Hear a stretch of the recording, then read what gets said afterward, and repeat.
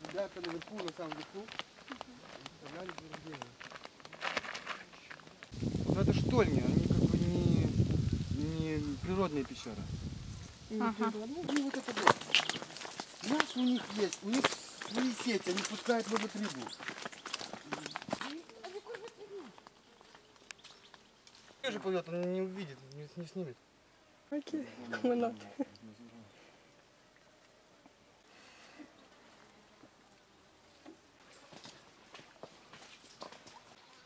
Видишь, Аннушка не приехала до сих пор.